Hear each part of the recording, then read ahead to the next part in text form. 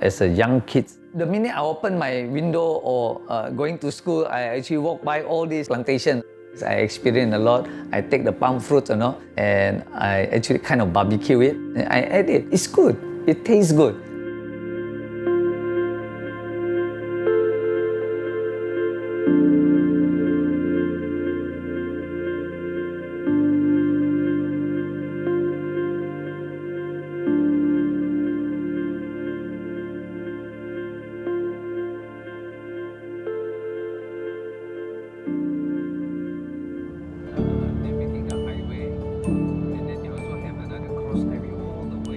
Basically, I born in bar plantations during the British colony.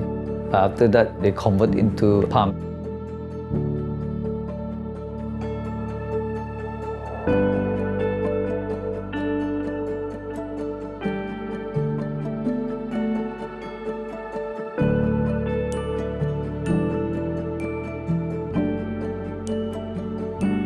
Actually giving an opportunity to say that, hey Jeff, why not come in and then do something like green, I actually go to the mill, I say, please keep this under the shed, take care of it, because to me, this is the diamond. That's why I started my biomass things,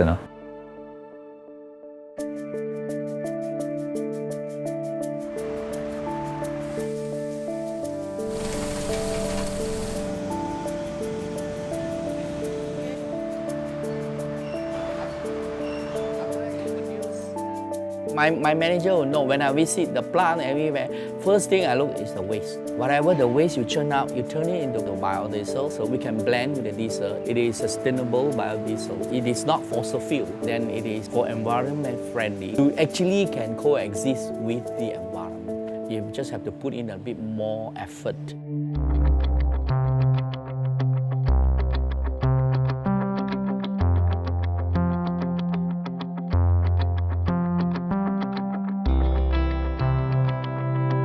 As it stands now, I would say Lahad Datu is very well positioned in one of the most interesting up-and-coming shipping lanes in this region, and that is the Lombok-Makassar Straits. It is a fact that Lombok-Makassar Straits has always been a trade route, and there are evidence of Chinese merchants flying from China to Lombok-Makassar, to Lahad Datu, back from the 16th, 17th century. I suppose over the years, other sea lanes like the Straits of Malacca may have taken over precedence because there were more developments in that area. But essentially, this region, Bimyaga, and where the Lombok-Makassar Straits is one of the very few greenfield sites that are left, and that makes it very exciting.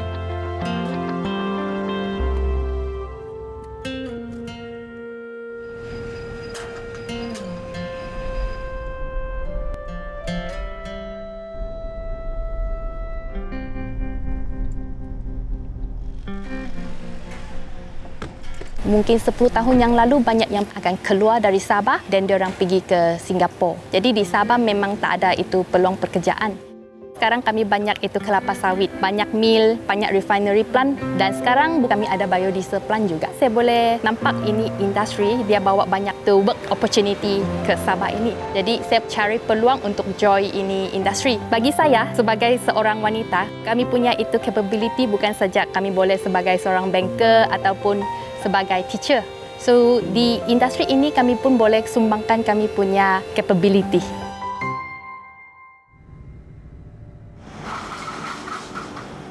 During my time, about 70s, I still remember when people say Sabah is king of timber. Millions of feet of lumber come from the forests of Sabah. Cocoa was one of the perfect commodities, but it's just sad to say because of pests that uncontrollable. After 1980s, 1990s later, basically it's gone already. So I say we hardly have other commodity which can sustain. So finally they say that why not we just grow palm on it?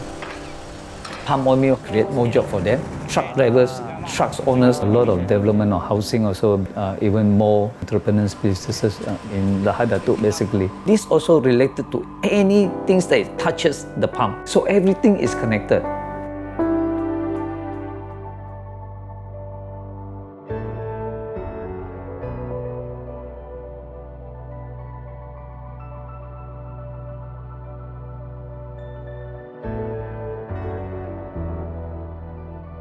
POIC is a very ambitious project because we know if we don't industrialize, this state will remain poor. Cost of living will continue to become a problem. People must be able to create the wealth. And the only way to create the wealth, no shortcut, you must industrialize. And this is where we are. The industry that has the greatest impact on the economy in terms of affecting people's life, giving people a living, has to be oil palm.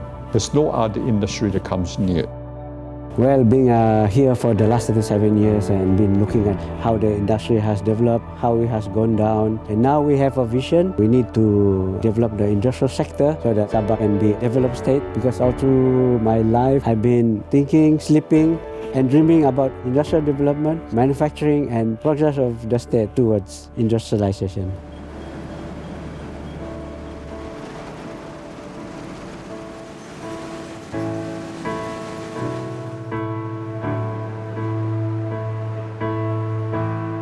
Biomass is not just the future, it's now and future. When you have biomass into sugar, a lot of sugar downstream industry will come over. So when you have a complete environment there, then every time you go over there, it's really meaningful for investors as well. And even though I'm Taiwanese, Malaysia is not my second home, it's my first home already. I want to see my Sabahan can come on board with me together. It is very important to bring that momentum, that show them that we can do something. I think it is a wonderful position to be in, that we are beginning to realize how important the sea lane is for trade, for prosperity, not just for Sabah or Malaysia, but for the prosperity of our neighbours. And we want that, because if our neighbours are prosperous, we have greater chances of harmony, less occurrences of war, and this is what we want for our children. And I believe I'm echoing the thoughts of many people as well.